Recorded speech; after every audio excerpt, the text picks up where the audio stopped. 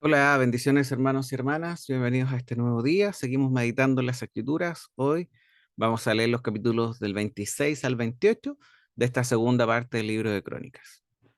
En el capítulo 26 leeremos sobre el rey Usías, también conocido como el rey Azarías, rey de Judá, hijo de Amasías, de quien leímos el día de ayer. Y lo primero que quiero es mencionar que algunos teólogos y comentaristas creen que Usías fue nombrado rey antes de la muerte de Amasías, su padre, principalmente por lo que dice el primer versículo. Dice que todo el pueblo de Judá tomó a Usías, que tenía 16 años, y lo hicieron rey en lugar de su padre Amasías. Entonces, por la forma de expresarse, es que muchos sugieren que esta transición de un rey al siguiente no fue muy fácil y que por lo mismo el pueblo se vio obligado a tomar el asunto en sus manos y tomó a este joven para convertirlo en rey.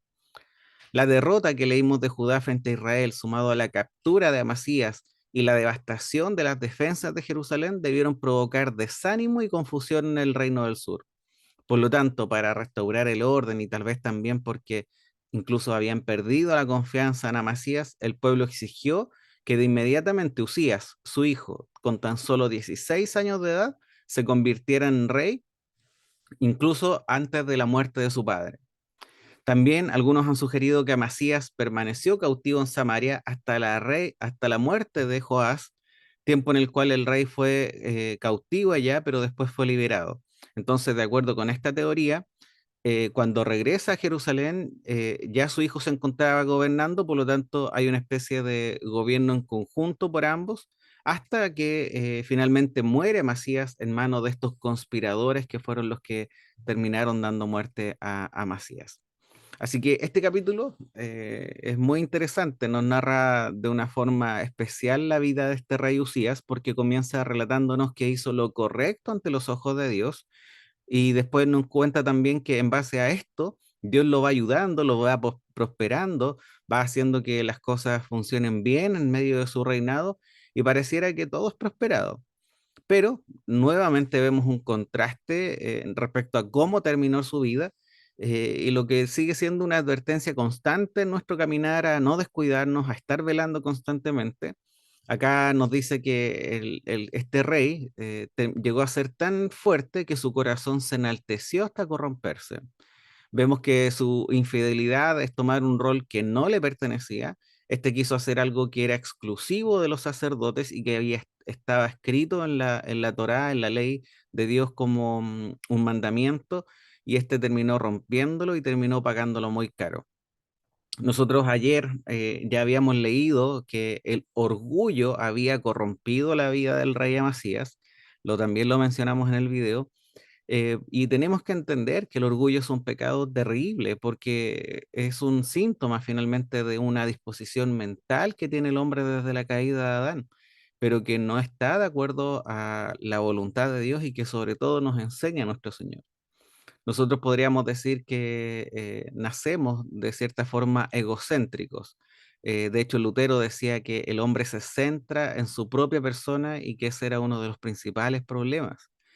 Pero nosotros hoy día hemos recibido un nuevo nacimiento en Cristo y por lo tanto somos equipados por medio del Espíritu Santo para poder hacer frente a este egocentrismo que era el que controlaba nuestras vidas, y hoy día nosotros poder ser imitadores de nuestro Señor, buscando ser mansos y humildes de corazón. El orgullo, podríamos decir que es una fuerza muy destructiva en todas las relaciones. Esta nos puede conducir ciegamente a querer, entre comillas, hacer valer nuestros derechos, pero normalmente es sobre eh, nuestros prójimos, podríamos decir, completamente sin amor y con un egoísmo tremendo. Eso es lo que vimos ayer que sucedió con el rey Amasías. Vemos que no contento con todo lo que había hecho el Señor por Amasías, este quería ser como mejor que Joás y esto trajo consecuencias a su vida.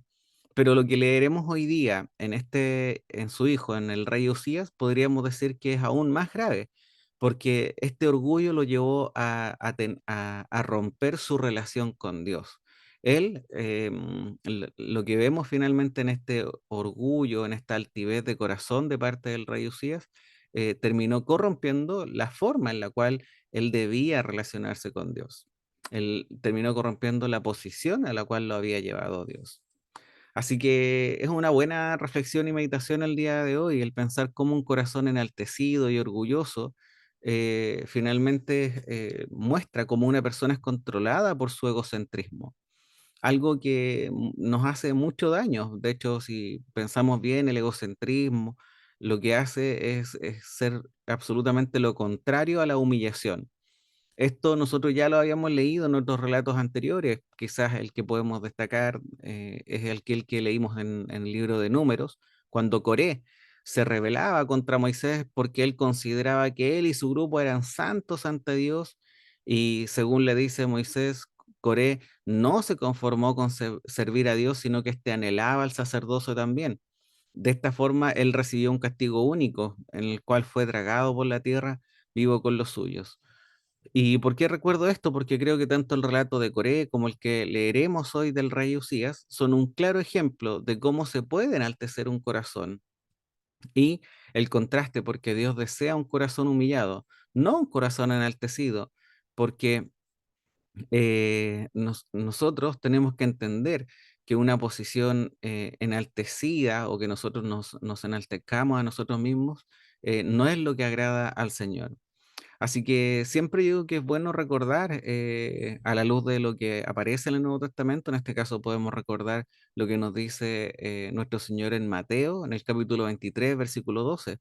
Nuestro Señor es claro, dice, porque el que se enaltece será humillado, y el que se humilla será enaltecido. De esta forma, es bueno hoy día que podamos estar meditando si nosotros estamos siendo mansos y humildes de corazón como nuestro Salvador, o si estamos teniendo una tan alta estima de nosotros mismos que nos puede terminar haciendo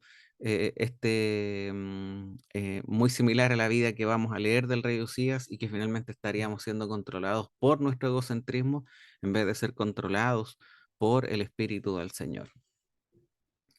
Cuando pasemos al capítulo 27 veremos la historia de Jotam. Dice que fue un rey que hizo lo recto ante los ojos de Jehová, y quizás por lo que veníamos leyendo anteriormente ya estábamos acostumbrándonos a reyes que, si bien habían hecho lo correcto ante los ojos de Dios, estos al final de su camino terminaban corrompiéndose y desviándose de los caminos del Señor.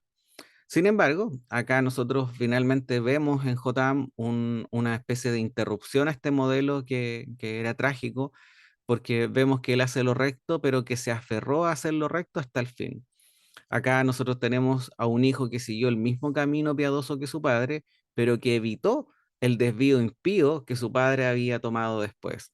Así que es un lindo capítulo, el capítulo 27. Y finalmente en nuestra lectura de hoy, el capítulo 28, nos encontraremos con el reinado de Acaz en Judá, que no hizo lo recto ante los ojos de Jehová. Dice que éste hizo imágenes para que el pueblo las adorara, y no solo eso, sino que también hizo sacrificios, quemó incienso en lugares altos a estos ídolos, y lo peor de todo es que hizo pasar a sus hijos por el fuego, como lo hacían los pueblos que habitaban Canaán antes de la conquista. El resultado que nosotros vemos de la vida de Acaz es la ruina para la nación de Judá. Podríamos decir que le pasó de todo, pero lamentablemente, a pesar de las cosas que ocurrían, este nunca se arrepintió, este nunca se volvió a Dios, y por lo tanto incluso aumentó, podríamos decir, sus faltas al buscar ayuda en medio de todas estas dificultades en falsos dioses, y de esta forma trajo una ruina definitiva no solamente para él, sino que para toda la nación.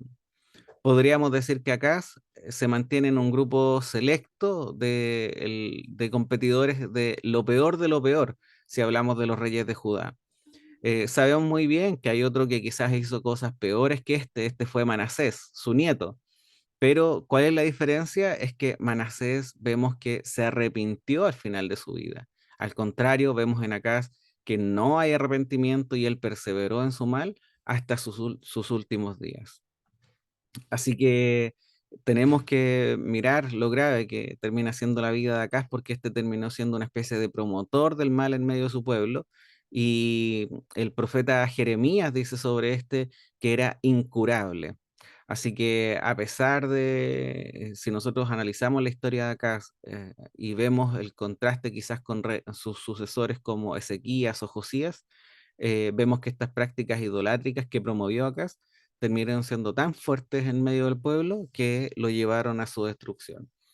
Así que eso es lo que vamos a leer hoy día, hermanos y hermanas. Te animo a perseverar, te animo a continuar orando y sobre todo que puedas evaluar tu relación hoy día con el Señor, si le estás buscando de la forma correcta, si estás siendo manso y humilde de corazón y cómo estamos siendo controlados hoy día, si es realmente siendo guiados por el Espíritu Santo de Dios o si estamos siendo guiados por nuestro orgullo. Así que bendiciones, hermanos y hermanas, que el Señor guíe tus pasos.